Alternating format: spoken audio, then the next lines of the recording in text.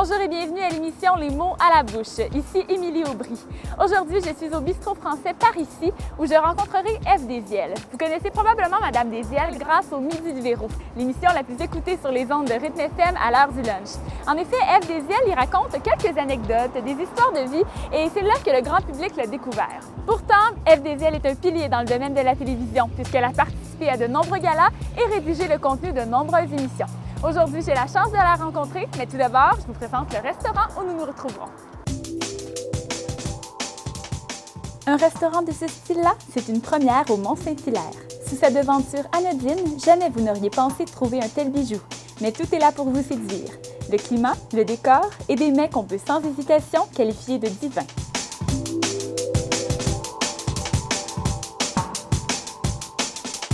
En pénétrant dans l'établissement, vous vous retrouverez immédiatement sous une chaleureuse ambiance tarifienne des temps modernes.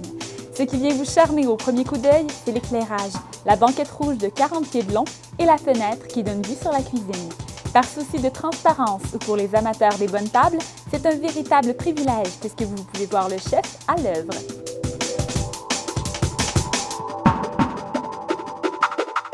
En compagnie de M. Dolé, chef propriétaire du restaurant par ici, on découvre cet établissement qui est un secret bien gardé de Mont-Saint-Hilaire, c'est ça? Oui, ça fait 1 an et demi maintenant qu'on est là. Oui. Ça commence à être moins en moins gardé. Là. Oui, exactement. Donc, il y a beaucoup de publicité dans les journaux parce que vous donnez ici, en fait, se déroulent des spectacles. Le jeudi soir, oui, il y a des spectacles. Et puis, là, pour compenser, on a ouvert les brunchs le dimanche.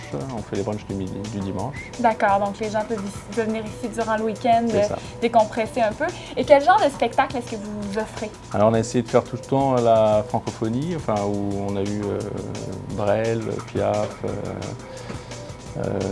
d'autres chanteurs qui ont chanté Cabrel. On essaie de varier un petit peu, là, mais c'est toujours francophone. Alors ça, c'est quand même une belle façon aussi d'encourager notre belle langue. Ben oui. Et puis côté menu, qu'est-ce qu'on sert chez Par ici? Alors au Par ici, on sert des mets français. On sert du foie de veau, du foie gras, du boudin. Mais le midi, on a une table d'hôte à $12. Et puis le soir, la table d'hôte est à 19. Il y a tout ce que les gens aiment, là, poulet, porc. On essaie d'être varié. Quel est le commentaire habituellement que les gens vous donnent après un repas ici? Les gens ils sont contents, ils pensent que c'est une place conviviale, c'est ce que je voulais donner. On n'en sait pas trop cher, puis ils ont un bon rapport qualité-prix. Super, c'est votre premier restaurant. Pourquoi avoir choisi la ville de Mont-Saint-Hilaire pour vous établir? On cherchait un local, et puis la montagne, là, moi ça me plaisait beaucoup. Donc, bel atout. C'est ça, puis on a trouvé la place ici. Parfait. Alors, on vient manger aujourd'hui avec notre invitée, Mme Ève Désiel. Alors, on vous retrouve un peu plus tard pour découvrir les mets. Merci beaucoup, monsieur, de nous accueillir chez vous. Merci beaucoup.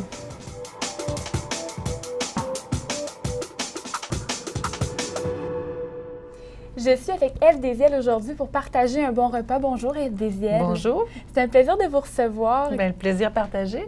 Écoutez, on vous entend beaucoup au Midi du Véro. Je pense que c'est par le biais de cette émission-là que le public vous connaît, en fait, connaît votre voix. Aujourd'hui, on vous présente. Mais vous travaillez énormément dans le domaine de la télévision. On va en reparler un peu plus tard. Mais d'abord, qu'est-ce qui vous a mené à devenir chroniqueuse pour une émission de radio? En fait, c'est Véro qui me l'a demandé. Okay. J'ai Véronique Cloutier. Je travaille avec Véronique depuis des années. Puis un jour, elle m'a abordée, puis elle m'a dit « Est-ce que ça te tenterait d'avoir une chronique à la radio? » Puis j'ai dit « Qu'est-ce que tu souhaites que je fasse? » Puis elle a dit « Bien, je veux que tu me racontes des histoires comme tu m'en racontes dans la vie. » Puis j'ai dit « Bien, je ne sais pas ce que je te raconte dans la vie. » Puis elle me dit « Ben oui, mais regarde, quand tu parles de telle chose, puis je sais pas, des relations, ça touche les relations humaines, en fait. » Alors, je me suis essayée. Puis j'ai dit « Je vais y aller. » Puis finalement, c'est ma 2e année. Oui, et donc, si elle vous a approché pour ça, ça veut dire que vous avez un talent de conteuse un peu. Bien, j'imagine, ou alors elle aimait le propos ou les petites histoires qui en ressortaient. Mais je pense qu'on s'aime, point. Tu sais, on se respecte beaucoup et on est 2 filles qui travaillons bien ensemble. Puis donc, je suis à la radio avec elle 1 fois par mois. Puis j'ai créé un lien, je crois, avec les auditeurs, les auditrices. Oui. Puis c'est touchant, la radio, parce que c'est une réaction immédiate. Et d'ailleurs, la réaction, elle est excessivement positive. Vous en faites pleurer, vous en faites rire. Mais c'est vrai, puis vous racontez des histoires qui sont vraiment, qui vous touchent vraiment très personnellement. Oui. Commencez d'étaler un peu sa vie privée comme ça à la radio. Sur une grande heure d'écoute, en fait, au début, les premières fois que j'étais à la radio, j'allais dans des choses plus générales, hein, des histoires plus générales. Et je me suis rendu compte que en fait, c'est délicat, il ne faut pas être impudique, mais plus on touche à quelque chose, je dirais peut-être d'authentique, dans l'infiniment petit, c'est là, je crois, qu'on touche le plus de gens. Bon, un exemple, quand j'ai parlé de ma mère qui souffrait d'Alzheimer, je dis qu'elle souffrait parce qu'elle est décédée, mais au lieu de parler de l'Alzheimer en général ou de la mémoire en général, ce que font très bien plusieurs personnes, mais je préférais y aller en parlant d'un souvenir précis de ma mère, quand on allait acheter, par exemple, du tissu puis qu'elle me cousait une robe. Et là, je décrivais toute la scène où, quand j'étais petite, on rentrait dans le magasin de tissu à Shawinigan et qu'on choisissait d'abord le patron, ensuite les boutons, et tout ce que ça m'a appris, ça. Et là, c'est petit comme histoire, mais finalement, je me rendais compte que c'est ça qui a touché les gens, davantage que d'entendre parler de l'association et de la maladie en tant que telle. Exactement. Vous n'étiez pas là pour faire de la promotion, c'était plus une façon un peu de toucher les gens puis d'ajouter un petit bon sur leur heure de lunch. Puis là, je me suis rendu compte qu'il y a beaucoup de gens qui vivent des choses semblables, même si on peut tout à fait le même âge que moi. C'est-à-dire qu'on peut tout transposer mes histoires. Tu n'es peut-être pas allé au magasin de couture avec ta mère, mais tu es peut-être allé faire des courses, avec ta mère. Puis là, tu revois tout ce que ta mère t'a appris en faisant des courses, en choisissant certaines choses, que ce soit dans un panier d'épicerie ou dans une boutique de vêtements ou d'articles de sport. C'est plus la relation, dans le fond, que je raconte. La preuve, c'est que vous m'avez touchée, moi aussi. Oh. C'est pour ça que vous êtes ici, d'ailleurs, aujourd'hui. C'est gentil. Et puis, donc, à partir de ça, oui, on vous connaît, mais en grattant un peu plus loin, on réalise que plusieurs émissions à la télévision portent votre nom dans vos génériques. Donc, ça commence avec Le Verdict. En fait, tout récemment, vous avez écrit plusieurs textes au Verdict. En quoi comporte votre métier, en fait? En fait, je fais un métier d'écriture et de conception qui est différent. En fait, je me moule aux besoins de chacune des émissions. Dans le cas du Verdict, ils avaient besoin de moi pour une petite part qui est d'écrire on appelle ça les bios, les petits portraits des artistes invités et de collaborer avec Louis Morissette à la rédaction des questions. Donc, c'était ça que je faisais. C'est de la rédaction de questions, de suggérer des questions à Louis Morissette et d'écrire un résumé de carrière en 45 secondes. Il ne faut pas que ça dépasse 45 secondes. Donc, ça, c'est un exercice bonjour frustration, parce que quand on a un artiste qu'on aime devant nous, on voudrait donc dire tout ce qui est skill ou elle a fait, mais on est obligé de réduire. Donc, ça, c'était pour Le Verdict. Il y a d'autres productions qui demandent un autre genre de travail de rédaction, d'écriture. C'est différent d'un projet à l'autre. Exactement. Et parlant d'un autre projet, vous le disiez, vous collaborez très souvent avec Véronique Cloutier. Et donc, pour les galas des prix Gémeaux, à peu près à chaque fois où elle les a animés, vous avez écrit ces textes également. Mais qu'est-ce qui entoure aussi un gala comme celui-là? Il y a tellement il n'y a pas juste le texte de l'animatrice, il y a des numéros d'ouverture, il y a des textes de présentation. Jusqu'où vous Mais vous même impliquez écrire, dans même au niveau de l'écriture, il y a deux volets, parce que dans un gala, on veut de l'humour, puis on veut de l'émotion, puis on veut aussi juste des textes d'enchaînement. Les textes d'enchaînement, c'est un texte qui sert par exemple, on présente les deux prochains présentateurs d'un trophée, du trophée. On présente Charles Lafortune et Anne-Marie Wittenshaw, mettons. Bon, il y a un texte décrit pour cette présentation-là. On n'y va pas en improvisant. Pas on pense parfois, par exemple. Oui, ça arrive, ça je vous raconterai après, mais normalement, dans un gala, il y a quand même ce qu'on appelle un filet de sécurité, un texte de base. Pour les Gémeaux, moi, j'écris pas les textes seuls, c'est-à-dire qu'il y a des textes en humour, vraiment de l'humour.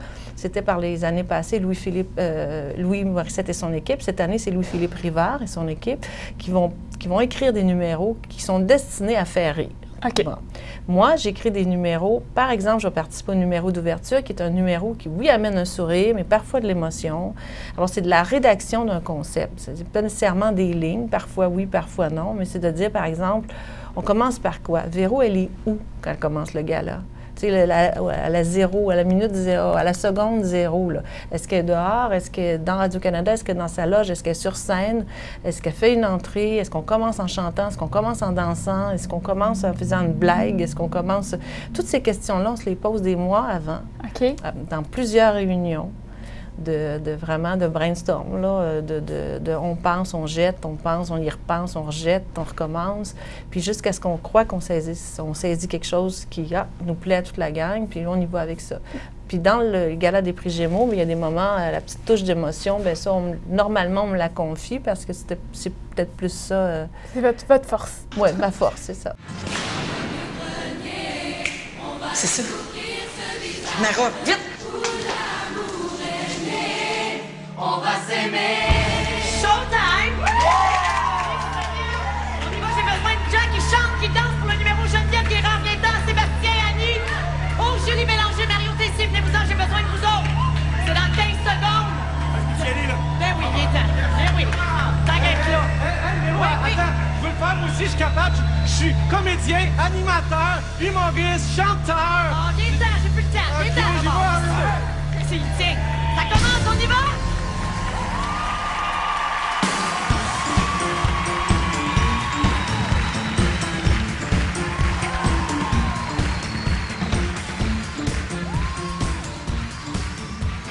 Puis c'est quelque chose que vous aimez aussi, transmettre les émotions. Est-ce que c'est une façon de libérer des émotions, l'écriture, pour vous? Ah ben oui, moi je pense que tout le monde, l'écriture, ça se résume à une chose pour tout le monde, que ce soit à travers la télévision, un roman, une chanson. On veut toucher, parce que sinon on garderait tout ça pour soi, hein? On le partagerait pas. Puis il y a une grande vulnérabilité aussi, parce que ma mère appelait ça se dézipper. On est obligé d'ouvrir la fermeture éclair, puis de dire « aimez-vous ça? Oui.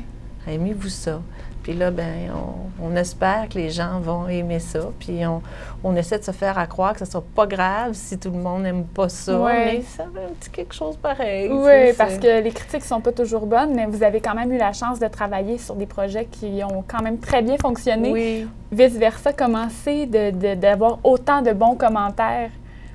Ben, ça fait plaisir. C'est sûr que ça fait plaisir. Mais là aussi, il faut être prudent. Hein. On dirait qu'il faut, oui, tu les prends quand ça passe, mais ça ne devrait pas t'enfler l'ego ou trop te rassurer. Moi, je pense qu'un travail d'écriture, on doit toujours être un petit peu à risque. On doit toujours être un peu en dehors, juste à côté de notre zone de confort. Ne pas trop rester dans la zone de confort. C'est tentant. C'est très, très tentant. Mais on doit faire tout ce qu'il faut. Et c'est pour ça que, selon moi, le travail en équipe est si enrichissant. Parce que si à un moment donné, on a envie de s'asseoir, ou même inconsciemment, on s'assoit, il y a un autre membre de l'équipe qui, normalement, nous aime assez pour dire « ben non, ça, il me semble qu'on l'a fait ». Ou « ah, mais ça, il me semble que ça ressemble à, je sais pas, l'année dernière ». Puis là, sur le coup, ça te fouette un peu, puis après ça, tu te reprends, puis tu cherches ailleurs. C'est se renouveler qui est difficile. Oui. C'est pas de le faire une fois. Je pense que c'est de durer. Hein. On entend souvent les artistes, même quand ils sont interprètes, même quand ils n'écrivent pas, qui disent « bon, mais finalement, qu'est-ce que vous souhaitez pour une carrière? » Puis ils disent souvent « bien, je souhaite durer. » Mais on souhaite durer dans la vie. Mais je pense que dans mon cas, ça a été la diversité. C'est-à-dire que je peux écrire pour différents genres. Donc, si pendant 6 mois, on a moins besoin du genre A, on a peut-être besoin du genre B. Et ça, je sais aussi le faire. C'est pour ça. L'art de la versatilité selon Ève Désiel.